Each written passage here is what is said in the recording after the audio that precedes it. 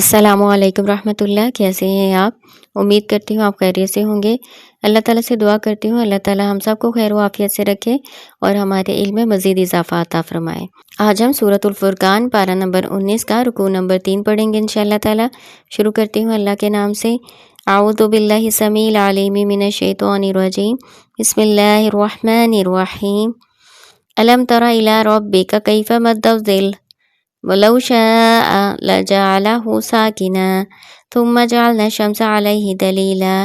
علم ترا، کیا نہیں دیکھا آپ نے، الی ربی کا، اپنے رب کی طرف، کیفا کیسے، مدہ پھیلایا اس نے، ذلہ سائے کو، وَلَوْ شَاءَ اور اگر وہ چاہتا، لَجَعَلَهُ تو یقیناً اس کو کر دیتا، ساکنہ ٹھہرا ہوا، ثم پھر جعلنا الشمس ہم نے بنایا سورج کو، علیہ اس پر، دلیلا دلیل، ثم قبضناہ الینا قبضا یسیرا ثم پھر قبضناہ ہم سمیٹ لیتے ہیں اس کو، الینا اپنی طرف، قبضا سمیٹ لینا، یسیرا آسانی کے ساتھ۔ اس آیت مبارکہ میں اللہ تعالیٰ اپنی توحید کے دلائل بیان کرتے ہیں کہ دیکھو اس سائے کو اللہ تعالیٰ کس طرح سے پھیلاتا اور سمیٹتا ہے، اور سورج کو اس پر دلیل بنایا، یعنی سورج کی وجہ سے یہ سائے گھٹتے اور بڑھتے ہیں، تو اس میں اللہ تعالیٰ کی قدرت کی بہت بڑی نشانی ہے۔ پھر اللہ تعالیٰ اس کو آہستہ آہستہ اپنی طرف سمیٹ لیتے ہیں۔ قبض کا مطلب اپنی طرف کھینچ لینا، اپنی طرف سمیٹ لینا، یعنی جب دن کی روشنی ختم ہو جاتی ہے تو سائے بھی ختم ہو جاتے ہیں۔ وَهُوَ الَّذِي جَعَلَ لَكُمُ اللَّيْلَ لِبَاسًا وَالنَّوْمَ سُبَاتًا وَجَعَلَ النَّهَارَ نُشُورًا۔ وَهُوَ الَّذِي اور وہ ذات جس نے، جعل بنایا، لکم تمہارے لیے، لیلہ رات کو، لباساً لباس، والنوم اور نیند کو، سباتاً آرام، وجعل اور بنایا، نہارا دن کو، نشورا اٹھ کھڑا ہونا والا۔ اللہ تعالیٰ کہہ رہے ہیں کہ اللہ تعالیٰ کی قدرت کی نشانی یہ بھی ہے کہ اللہ تعالیٰ تم پر رات لے آتا ہے۔ رات کو اللہ تعالیٰ نے لباس سے تشبیہ دی ہے، یعنی جس طرح سے لباس انسانی جسم کو ڈھانپ لیتا ہے نا، تو اسی طرح رات ہوتی ہے جو ہر چیز کے اوپر چھا جاتی ہے، اسے تاریک کر دیتی ہے۔ پھر اللہ تعالیٰ نے نیند کا ذکر کیا کہ نیند سباتا ہے، سبات کا معنی ہوتا ہے کاٹ دینا، منقطع کرنا۔ جب انسان کو نیند آ جاتی ہے تو اس کے تمام اعمال جو ہے نا کٹ جاتے ہیں، وہ تمام اعمال سے الگ ہو کے صرف اپنی نیند پوری کرتا ہے، اس طرح سے اس کو راحت میسر آتی ہے۔ پھر اللہ تعالیٰ نے دن کا ذکر کیا کہ دن کو اللہ تعالیٰ نے بیدار ہو کر کاروبار و تجارت وغیرہ کرنے کے لیے بنایا ہے۔ یہ بھی اللہ تعالیٰ کی بڑی مہربانی ہے کہ نیند ایک طرح کی جو موت ہوتی ہے، موت صغریٰ اس کو کہتے ہیں، تو اس کے بعد اللہ تعالیٰ ایک انسان کو نئی زندگی عطا فرماتا ہے۔ تبھی تو ہم جب اٹھتے ہیں تو اللہ تعالیٰ کی سکھائی ہوئی یہ دعا پڑھتے ہیں، الحمدللہ الذی احیانا بعد ما اماتنا والیہ النشور، یعنی تمام تعریفیں اسی اللہ کے لیے جس نے ہمیں مارنے کے بعد زندہ کیا اور اسی کی طرف اکٹھے ہونا ہے۔ وَهُوَ الَّذِي أَرْسَلَ الرِّيَاحَ بُشْرًا بَيْنَ يَدَيْ رَحْمَتِهِ وَأَنزَلْنَا مِنَ السَّمَاءِ مَاءً طَهُورًا۔ وَهُوَ الَّذِي اور وہ ذات جس نے، ارسلہ بھیجا، ریاح ہواؤں کو، بشرًا خوشخبری بنا کر، بین یدئی پہلے، رحمت ہی اپنی رحمت سے، اپنی رحمت سے پہلے خوشخبری دینے والی ہواؤں کو بھیجا، وَأَنزَلْنَا اور ہم نے نازل کیا، مِنَ السَّمَاءِ آسمان سے، ماءً پانی، طہورا پاک کرنے والا۔ اس آیت مبارکہ میں اللہ تعالیٰ کی قدرت کی نشانی بیان کی جا رہی ہے کہ اللہ تعالیٰ وہ ذات ہے جس نے ہواؤں کو بھیجا خوشخبری دے کر۔ خوشخبری کس چیز کی؟ اپنی رحمت کی۔ رحمت سے مراد بارش ہے، کہ بارش سے پہلے جو ٹھنڈی ہوائیں چلتی ہیں تو وہ اللہ کی رحمت یعنی بارش کی نوید سناتی ہیں۔ پھر اللہ تعالیٰ کہہ رہے ہیں ہم نے آسمان سے پاک پانی نازل فرمایا، طہورا فاعل کے وزن پر ہے، یعنی ایسی چیز جس سے پاکیزگی حاصل کی جاتی ہے۔ لِنُحْيِيَ بِهِ بَلْدَةً مَيْتًا وَنُسْقِيَهُ مِمَّا خَلَقْنَا أَنْعَامًا وَأَنَاسِيَّ كَثِيرًا۔ لِنُحْيِيَ تاکہ ہم زندہ کریں، بِهِ ساتھ اس کے، بَلْدَةً مَيْتًا مردہ شہر کو، وَنُسْقِيَهُ اور ہم پلاتے ہیں اس کو، مما اس میں سے جو، خلقنا ہم نے پیدا کیے، انعامن چپائے، واناسیہ کثیرہ اور انسان بہت زیادہ۔ آیت مبارکہ میں پانی کو نازل کرنے کی حکمت بیان کی جا رہی ہے کہ مردہ زمین جو خشک سالی کی وجہ سے مردہ ہو چکی تھی، یعنی کوئی چیز اگانے کے قابل نہیں تھی، اللہ تعالیٰ نے اس کو زندگی بخشی۔ پھر اس کے علاوہ اللہ تعالیٰ وہ پانی چوپاؤں اور انسانوں کے پینے کا ذریعہ بناتے ہیں، تو اس میں اللہ تعالیٰ کی قدرت کی نشانی ہے۔ وَلَقَدْ صَرَّفْنَاهُ بَيْنَهُمْ لِيَذَّكَّرُوا فَأَبَى أَكْثَرُ النَّاسِ إِلَّا كُفُورًا۔ وَلَقَدْ اور بلا شبہ صَرَّفْنَاهُ ہم نے اس کو پھیر پھیر کر بیان کیا، یعنی اس قرآن کو، بینہم ان کے درمیان، لیذکروا تاکہ وہ نصیحت حاصل کریں، فابا پھر انکار کیا، اکثر الناس اکثر لوگوں نے، الا کفورا مگر ناشکری ہی۔ اللہ تعالیٰ کہہ رہے ہیں کہ اس قرآن میں ہم نے طرح طرح سے مثالیں بیان کی ہیں تاکہ وہ نصیحت حاصل کریں۔ مثال کیا اللہ تعالیٰ نے بیان کی، پیچھے ہم پڑھ چکے ہیں بارش کی بیان، یعنی اس کا مطلب یہ ہے کہ بارش کو ہم پھیر پھیر کے برساتے ہیں، کبھی ایک علاقے میں کبھی دوسرے علاقے میں۔ اس آیت مبارکہ کی تفسیر میں ابن مسعود اور ابن عباس رضی اللہ تعالیٰ عنہما کی ایک حدیث ہے، وہ کہتے ہیں کہ نبی صلی اللہ علیہ وآلہ وسلم نے فرمایا، کوئی سال ایسا نہیں جس میں دوسرے کسی سال سے زیادہ بارش ہوتی ہو، لیکن اللہ تعالیٰ جیسے چاہتا ہے اسے پھیرتا ہے۔ پھر آپ صلی اللہ علیہ وآلہ وسلم نے یہی آیت پڑھی، وَلَقَدْ صَرَّفْنَاهُ بَيْنَهُمْ لِيَذَّكَّرُوا، سورۃ الفرقان آیت نمبر 50۔ مستدرک حاکم ابن عاشور اپنی تحقیق میں لکھتے ہیں کہ یہ بات ثابت ہو چکی ہے کہ بارش زمین پر ہر سال مجموعی طور پر ایک جیسی ہوتی ہے، یعنی اس آیت کے حساب سے یہ بنتا ہے کہ ہر سال ایک ہی جیسی بارش ہوتی ہے، کہیں پہ زیادہ کہیں پہ تھوڑی، لیکن مجموعی طور پر سب ملا کے ایک ہی طرح کی بارش ہوتی ہے۔ کسی علاقے میں کسی سال زیادہ بارش کی ضرورت ہوتی ہے تو وہاں پہ زیادہ بارش ہو جاتی ہے، کہیں پہ کم کی ضرورت ہوتی ہے تو کہیں کم ہو جاتی ہے۔ تو یہ اللہ تعالیٰ کی حکمت و معیشت ہے، تو اس پر ایمان لانا چاہیے، اللہ تعالیٰ کا شکر ادا کرنا چاہیے، ناشکری نہیں کرنی چاہیے۔ یذکروا یعنی بارش کو اس طرح پھیر پھیر کر مختلف جگہوں پر کم یا زیادہ نازل کرنے کا مقصد یہ ہے کہ لوگ اس سے نصیحت حاصل کریں، بارش کو محض اللہ تعالیٰ کی رحمت و فضل کا نتیجہ مانیں، اس کے برسنے پر اللہ کا شکر ادا کریں اور نہ برسنے پر توبہ استغفار کریں۔ کفورا مصدر ہے، کفورا میں حرف ہونے کی وجہ سے مبالغہ پایا جاتا ہے، یعنی سخت ناشکری۔ ناشکری یہ کہ اس بارش کو ستاروں کا کرشمہ قرار دیا جائے، جیسا کہ زید بن خالد جوہنی رضی اللہ تعالیٰ عنہ بیان کرتے ہیں کہ رسول اللہ صلی اللہ علیہ وآلہ وسلم نے ہمیں حدیبیہ میں ایک بارش کے بعد جو رات کے وقت ہوئی تھی صبح کی نماز پڑھائی۔ جب آپ صلی اللہ علیہ وآلہ وسلم فارغ ہوئے تو لوگوں کی طرف متوجہ ہو کر فرمایا، جانتے ہو آج رات تمہارے رب نے کیا فرمایا ہے؟ انہوں نے کہا، اللہ اور اس کے رسول زیادہ جانتے ہیں۔ تو آپ نے فرمایا، اس نے کہا ہے، آج میرے بندوں نے صبح کی ہے کہ کچھ مجھ پر ایمان رکھنے والے ہیں اور کچھ کفر کرنے والے ہیں۔ جس نے کہا ہم پر اللہ کے فضل اور اس کی رحمت سے بارش ہوئی ہے تو یہ مجھ پر ایمان رکھنے والا اور ستارے کے ساتھ کفر کرنے والا ہے، اور جس نے کہا ہم پر فلاں فلاں ستارے کی وجہ سے بارش ہوئی تو یہ ستارے پر ایمان رکھنے والا اور میرے ساتھ کفر کرنے والا ہے۔ وَلَوْ شِئْنَا لَبَعَثْنَا فِي كُلِّ قَرْيَةٍ نَذِيرًا، وَلَوْ شِئْنَا اگر ہم چاہتے، لَبَعَثْنَا تو ضرور ہم بھیج دیتے، فِي كُلِّ قَرْيَةٍ ہر ایک بستی میں، نذیرا ڈرانے والا۔ اللہ تعالیٰ کہہ رہے ہیں اگر ہم چاہتے تو ہر بستی میں ایک ڈرانے والا بھیج دیتے، جس طرح سے ہم نے بارش کو مختلف شہروں اور ملکوں میں بانٹ دیا، تو ہم چاہتے تو ہر بستی میں ایک ڈرانے والا، ایک رسول، ایک پیغمبر بھیج دیتے، لیکن ایسا نہیں کیا جا سکتا کیونکہ اسے الگ الگ امتیں وجود میں آ جاتی جس سے آپس میں اختلاف ہوتا۔ اسی لیے اللہ تعالیٰ نے رسول اللہ صلی اللہ علیہ وآلہ وسلم کو قیامت تک کے آنے والے تمام لوگوں کے لیے بشیر و نذیر بنا کر بھیجا، جیسا کہ ہم اس سورۃ مبارکہ کے شروع میں پڑھ چکے ہیں۔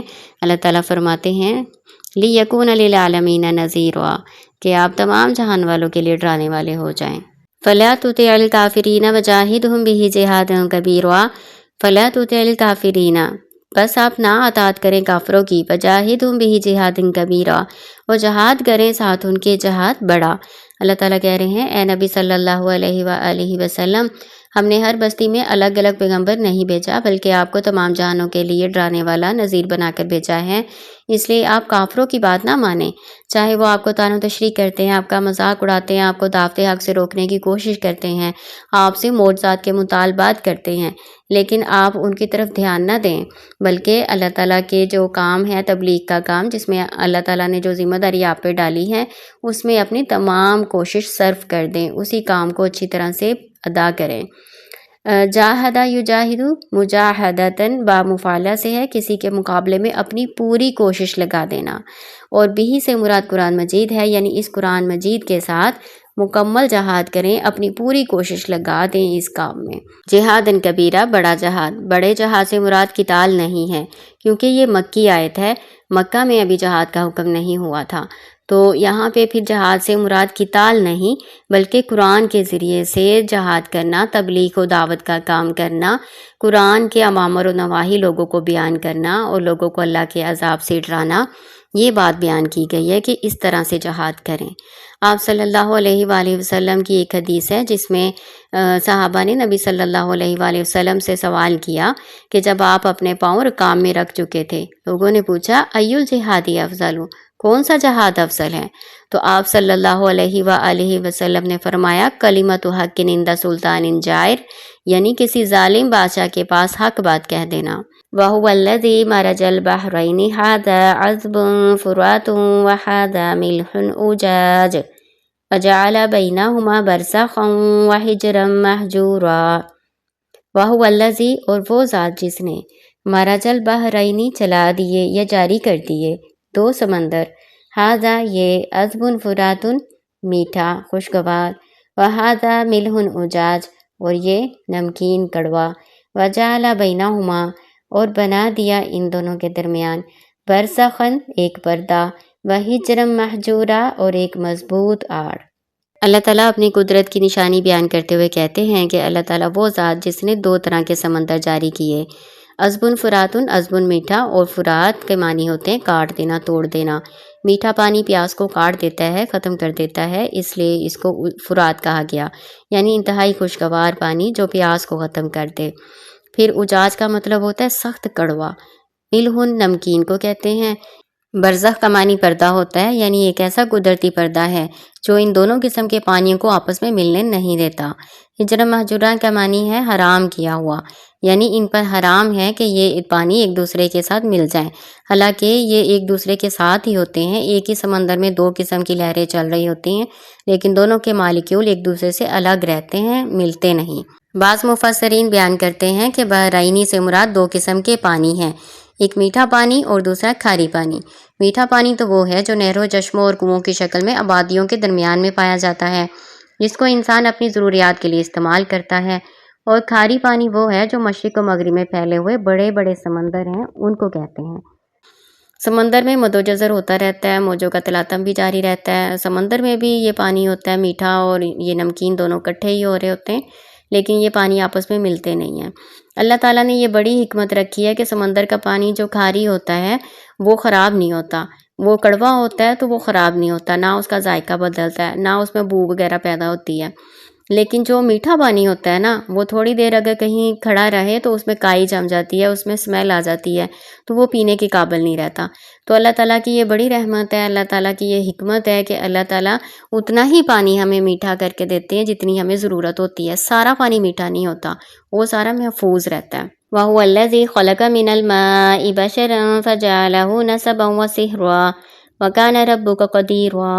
وَهُوَ الَّذِي، اور وہ ذات جس نے خلقہ پیدا کیا، من الماء پانی سے، بشرن انسان، فجعلہ پھر اس کو کیا، نسبا نسب والا، وصہرا اور سسرالی رشتوں والا، وکان ربک قدیرا اور ہے آپ کا رب بہت قدرت والا۔ نسب سے مراد وہ رشتہ داریاں ہیں جو ماں یا باپ کی طرف سے ہوتی ہیں، اور صہرا سے مراد وہ قرابت داریاں ہیں جو شادی کے بعد بیوی کی طرف سے ہوں یا میاں کی طرف سے ہوں، جس کو ہم اپنی زبان میں سسرالی رشتہ دار کہتے ہیں۔ اس آیت مبارکہ میں اللہ تعالیٰ اپنی توحید کی دلیل دیتے ہیں کہ اللہ تعالیٰ وہ ذات ہے جس نے انسان کو پانی سے پیدا کیا۔ پانی سے یعنی نطفے سے انسان کی پیدائش ہوئی۔ سورۃ الدہر میں اللہ تعالیٰ فرماتے ہیں اِنَّا خَلَقْنَا الْإِنسَانَ مِن نُطْفَةٍ أَمْشَاجٍ، سورۃ الدہر آیت نمبر 2، یعنی بلا شبہ ہم نے انسان کو ایک ملے جلے قطرے سے پیدا کیا، یعنی نطفے سے اللہ تعالیٰ نے انسان کی پیدائش کی۔ بشرہ کا مطلب ہوتا ہے کھال۔ تمام دوسرے جانور کا جسم بالوں یا پروں سے ڈھکا چھپا ہوتا ہے، لیکن انسان کی جلد صاف ہوتی ہے، اس لیے اس کو بشر کہا جاتا ہے۔ وَيَعْبُدُونَ مِن دُونِ اللَّهِ مَا لَا يَنفَعُهُمْ وَلَا يَضُرُّهُمْ وَكَانَ الْكَافِرُ عَلَى رَبِّهِ ظَهِيرًا۔ وَيَعْبُدُونَ اور وہ عبادت کرتے ہیں، من دون اللہ اللہ کے سوا، ما لا ينفعهم جو ان کو فائدہ نہیں دیتے، ولا يضرهم اور نہ ان کو نقصان دیتے ہیں، وَكَانَ الْكَافِرُ اور ہے کافر، عَلَى رَبِّهِ اپنے رب کے خلاف، ظَهِيرًا مددگار، مدد کرنے والا۔ اس آیت مبارکہ سے پہلے اللہ تعالیٰ نے اپنی وہ تمام نعمتیں بیان کی جو اللہ تعالیٰ نے انسان پہ کی، اور سب سے اعلیٰ نعمت جو اللہ تعالیٰ کہہ رہے ہیں کہ میں نے اس کو پیدا کیا، اس کو حسب نسب والا بنایا، اس کو سسرالی رشتہ داروں والا بنایا، اس کے لیے پانی نازل فرمایا، اس کے لیے چوپائے پیدا کیے۔ اتنی ساری نعمتیں اللہ تعالیٰ نے دیں کہ ہم ان کو گن بھی نہیں سکتے۔ تو پھر انسان کو چاہیے تھا کہ وہ اللہ تعالیٰ کی عبادت کرے جو اس کا خالق و مالک ہے، جو اس کو نعمتیں دینے والا ہے۔ تو اللہ کو چھوڑ کے یہ کافر لوگ کیا کرتے ہیں؟ بے حقیقت چیزوں کو پوجتے ہیں جو ان کو نہ کوئی فائدہ دے سکتے ہیں اور نہ کوئی نقصان دے سکتے ہیں۔ ظاہرہ جب اللہ کے ساتھ آتا ہے تو خلاف مدد کرنے کا مفہوم دیتا ہے، یعنی کافر ہمیشہ اللہ تعالیٰ کے مقابلے میں اس کے دشمنوں کی مدد کرتے ہیں، خواہ وہ دشمن شیاطین جن ہوں یا شیاطین انس ہوں۔ اس کی دلی، زبانی، مالی اور ساری توانائیاں اسلام اور مسلمانوں کی مخالفت میں ہوتی ہیں اور کفر و کافروں کی حمایت کے لیے ہوتی ہیں۔ وَمَا أَرْسَلْنَاكَ إِلَّا مُبَشِّرًا وَنَذِيرًا، وَمَا أَرْسَلْنَاكَ اور نہیں ہم نے آپ کو بھیجا الا مگر مبشرًا خوشخبری دینے والا، ونذیرا اور ڈرانے والا۔ اس میں بتایا جا رہا ہے کہ اے نبی صلی اللہ علیہ وآلہ وسلم ہم نے آپ کو خوشخبری دینے والا اور ڈرانے والا بنا کر بھیجا۔ خوشخبری اس کے لیے جو ایمان لے آتا ہے، اور جو ایمان نہیں لاتا اس کو اللہ کے عذاب سے ڈرانے والا۔ قُلْ مَا أَسْأَلُكُمْ عَلَيْهِ مِنْ أَجْرٍ إِلَّا مَنْ شَاءَ أَنْ يَتَّخِذَ إِلَىٰ رَبِّهِ سَبِيلًا۔ کل کہہ دیجئے ما اسألکم نہیں میں تم سے مانگتا علیہ اس پر من اجرن کوئی اجرت الا مگر من شاء جو کوئی چاہے ان یتخذا کہ وہ پکڑے الی ربہ اپنے رب کی طرف سبیلا راہ۔ ان سے کہہ دیجئے کہ میں تم سے اس تبلیغ کے کام پر کوئی اجرت تو نہیں مانگتا، میں تو یہ صرف چاہتا ہوں کہ تم اپنے رب کی طرف راستہ اختیار کر لو، آگ کے عذاب سے بچ جاؤ۔ وَتَوَكَّلْ عَلَى الْحَيِّ الَّذِي لَا يَمُوتُ وَسَبِّحْ بِحَمْدِهِ وَكَفَىٰ بِهِ بِذُنُوبِ عِبَادِهِ خَبِيرًا۔ وَتَوَكَّلْ اور بھروسہ رکھو عَلَى الْحَيِّ اس زندہ پر، الَّذِي وہ جو لا يَمُوتُ نہیں مرتا، وَسَبِّحْ اور تسبیح بیان کریں، بِحَمْدِهِ ساتھ اس کی حمد کے، وَكَفَىٰ اور وہ کافی ہے، بِهِ بِذُنُوبِ عِبَادِهِ اپنے بندوں کے گناہوں سے، خبیرہ خوب باخبر۔ اس آیت مبارکہ میں اللہ تعالیٰ نبی صلی اللہ علیہ وآلہ وسلم کو کفار کی دشمنی اور ایذا رسانی سے بچنے کا طریقہ بتا رہے ہیں کہ اے نبی صلی اللہ علیہ وآلہ وسلم ان کی دشمنی پر صبر کریں، اللہ تعالیٰ پر بھروسہ رکھیں جو ہمیشہ سے زندہ ہے، کبھی ان کو موت نہیں آئے گی، وہ ہر طرح سے آپ کی حفاظت فرمائے گا۔ جیسا کہ سورۃ المائدہ کی آیت نمبر 67 میں اللہ تعالیٰ فرماتے ہیں، اے رسول صلی اللہ علیہ وآلہ وسلم پہنچا دیجئے جو کچھ آپ کی طرف آپ کے رب سے نازل کیا گیا ہے، اور اگر آپ نے نہ کیا تو آپ نے اس کا پیغام نہیں پہنچایا، اور اللہ آپ کو لوگوں سے بچا لے گا۔ سورۃ المائدہ آیت نمبر 67۔ الذی خلق السماوات والارض وما بینہما فی ستۃ ایام ثم استوی علی العرش الرحمن فاسأل بہ خبیرا۔ الذی وہ ذات جس نے خلقہ پیدا کیا سماواتی آسمانوں کو، والارض اور زمین کو، وما بینہما اور جو ان دونوں کے درمیان ہے، فی ستۃ ایام 6 دنوں میں، ثم استوی علی العرش پھر مستوی ہوا عرش پر، الرحمن رحمان بڑا مہربان، فاسأل بہ خبیرا پس آپ پوچھ لیجئے اس کے بارے میں کسی باخبر سے۔ اس آیت مبارکہ میں اللہ تعالیٰ اپنی ذات کا تعارف کرواتے ہوئے کہتے ہیں کہ اللہ تعالیٰ وہ ذات ہے جس نے زمینوں آسمانوں کو اور جو اس کے درمیان ہے 6 دنوں میں پیدا کیا، پھر وہ عرش پر مستوی ہوا یعنی متمکن ہوا جس طرح اس کے شان کے لائق ہے۔ پھر اللہ تعالیٰ اس آیت مبارکہ میں اپنے ایک صفاتی نام رحمان کا ذکر کرتے ہیں۔ مکہ کے لوگ رحمان کے نام سے واقف نہیں تھے، وہ اللہ کا نام اللہ جانتے تھے، رحمان نہیں جانتے تھے، اس لیے وہ اس کو مانتے نہیں تھے۔ تو اللہ تعالیٰ کہہ رہے ہیں فاسأل بہ خبیرا آپ پوچھ لیجئے باخبر سے، یعنی اللہ تعالیٰ کے بارے میں کہ اللہ تعالیٰ کا نام رحمان ہے۔ اگر تمہیں اس بات کا نہیں معلوم تو جو خبر رکھتا ہے اس سے پوچھ لو۔ وَإِذَا قِيلَ لَهُمُ اسْجُدُوا لِلرَّحْمَنِ قَالُوا وَمَا الرَّحْمَنُ أَنَسْجُدُ لِمَا تَأْمُرُنَا وَزَادَهُمْ نُفُورًا۔ وَإِذَا اور جب قیلا کہا جاتا ہے لہم ان کو اسجدو سجدہ کرو، للرحمن رحمان کے لیے، قالو کہتے ہیں وما الرحمن اور کون رحمان، اور نسجدو کیا ہم سجدہ کریں، لما اس کو، تأمرنا تو حکم دیتا ہے ہمیں، وزادہم زیادہ ہوتا ہے ان کو، نفورا نفرت ہی، یعنی نفرت میں ہی زیادہ اضافہ ہوتا ہے۔